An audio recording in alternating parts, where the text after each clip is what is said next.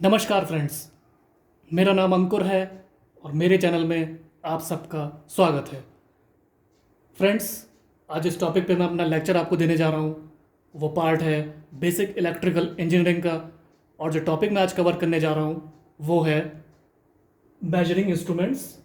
और उसके अंदर जो मेन टॉपिक है वो है permanent magnet moving coil instrument और PMMC instrument.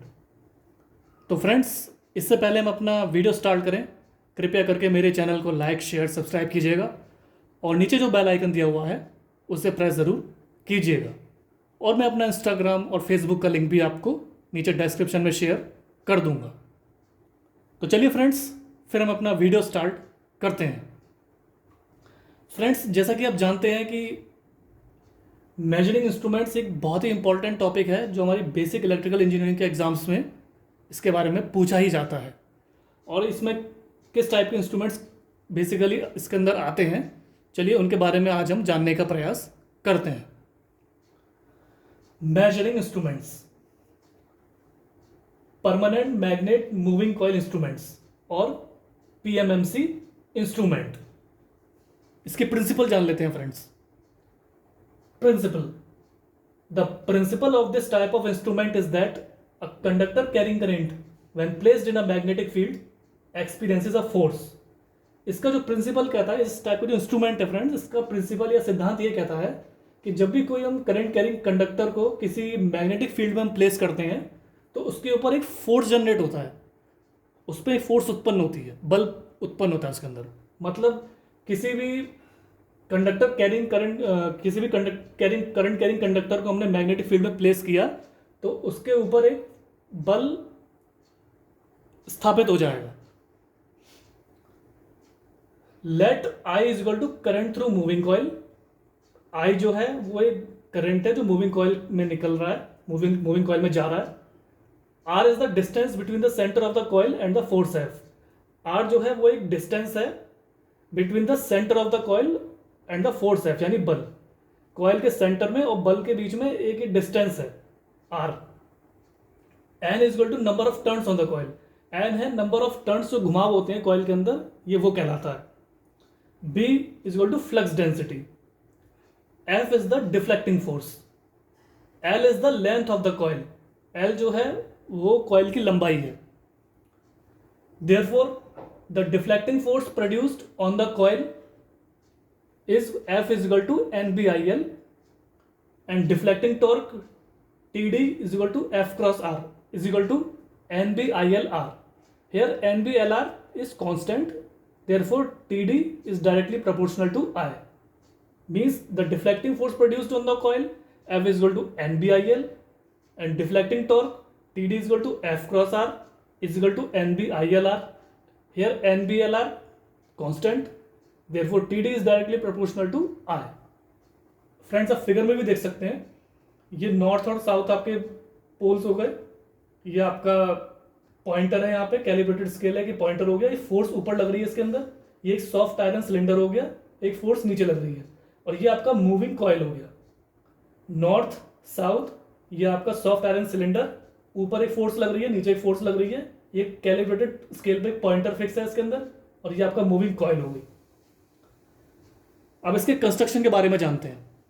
Construction: A movable rectangular coil is placed in a strong and constant magnetic field produced by permanent magnet। इसमें क्या होता है फ्रेंड्स, एक मूवेबल रेक्टेंगुलर कॉइल होती है जो कि हम एक स्ट्रॉन्ग और एक कांस्टेंट मैग्नेटिक फील्ड में उसको प्लेस करते हैं, जो कि परमानेंट मैग्नेट के द्वारा प्रोड्यूस होती है। The coil is made of thin copper wire wound over an aluminium former. जो कॉइल होती है फ्रेंड्स, वो एक कॉपर वायर की बनी हुई होती है जो वाउंडेड होता है एल्युमिनियम फॉर्मर के ऊपर। जो कॉइल है वो एक कॉपर वायर की बनी हुई है जो एक एल्युमिनियम फॉर्मर के ऊपर वाउंडेड है।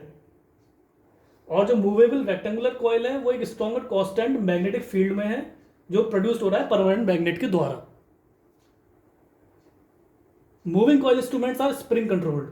जो एमसीआई इंस्ट्रूमेंट्स होते हैं ये स्प्रिंग कंट्रोल्ड होते हैं। The pointer is attach to upper end of the shaft. जो पॉइंटर होता है फ्रेंड्स, वो शाफ्ट के अपर पोर्शन में कनेक्टेड होता है। ये जो आपका पॉइंटर है एक शाफ्ट के अपर पॉइंट पे कनेक्टेड है, आप यहाँ देख सकते हैं फिगर में। अब इसकी वर्किंग के बारे में जानते हैं।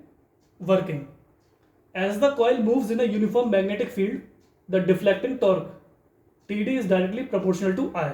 जैसे कि कॉइल आप जानते हैं कि यूनिफॉर्म मैग्नेटिक फील्ड में मूव करती है तो उसके अंदर एक डिफ्लेक्टिंग टॉर्क प्रोड्यूस होता है, जिसकी जो इक्वेशन है वो ये हो जाती है, T D is directly proportional to आई।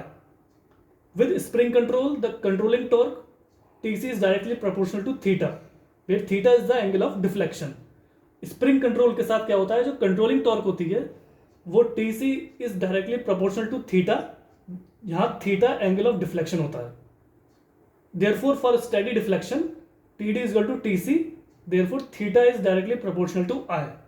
तो steady deflection के लिए क्या होता है friends, TD is equal to TC. Therefore, theta is directly proportional to I. Hence, scale of PMMC instrument is uniform. इसकी वजह से क्या होता है, जो PMMC instruments होते हैं उनका स्केल यूनिफॉर्म रहता है। अब फ्रेंड्स इसके एडवांटेजेस और डिसएडवांटेजेस के बारे में जान लेते हैं। जो इसकी डिसएडवांटेजेस होती हैं फ्रेंड्स पीएमएमसी टाइप इंस्ट्रूमेंट्स की, वो ये होती है कि ये can be used only on DC supplies. इनको केवल हम डीसी सप्लाई में यूज कर सकते हैं, कि एसी सप्लाईज के लिए हम यूज नहीं कर सकते हैं। एडवांटेजेस, लो पावर कंजम्पशन, इसकी जो पावर कंजम्पशन होती है बहुत लो रहती है। लार्ज डिफ्लेक्शन, डिफ्लेक्शन इसका बहुत लार्ज और हाई रहता है। लीनियर स्केल, स्केल इसका लीनियर होता है। Free from stray magnetic field effects, जो मैग्नेटिक फील्ड इफेक्ट्स होते हैं ये उससे फ्री रहती है, मतलब उसकी वजह से कोई डिस्टर्बेंस इसके अंदर इस टाइप के इंस्ट्रूमेंट्स में उत्पन्न नहीं होता है। तो फ्रेंड्स ये है basic permanent magnet movable coil instruments के बारे में मैंने आपको with theory and with figure आपको समझाने का प्रयास किया है। उम्मीद करता हूँ कि मेरे इस प्रयास से आपको कुछ हद तक permanent magnet moving coil instruments या पीएमएमसी इंस्ट्रूमेंट्स के बारे में आपको जानकारी प्राप्त हुई होगी। कृपया करके मेरे चैनल को लाइक शेयर सब्सक्राइब कीजिएगा और आगे भी मुझे इसी तरह से सपोर्ट करते रहिएगा, ताकि मैं और भी अच्छे इंजीनियरिंग इलेक्ट्रिकल इंजीनियरिंग के जो टॉपिक्स हैं वो आपको मैं कवर कर सकूं, जो हमारे इंजीनियरिंग एग्जाम्स में पूछे जाते हैं। आपने अपना कीमती समय दिया फ्रेंड्स, इसके लिए आपका बहुत बहुत धन्यवाद। और मेरे चैनल को लाइक शेयर सब्सक्राइब ज़रूर कीजिएगा फ्रेंड्स। धन्यवाद फ्रेंड्स।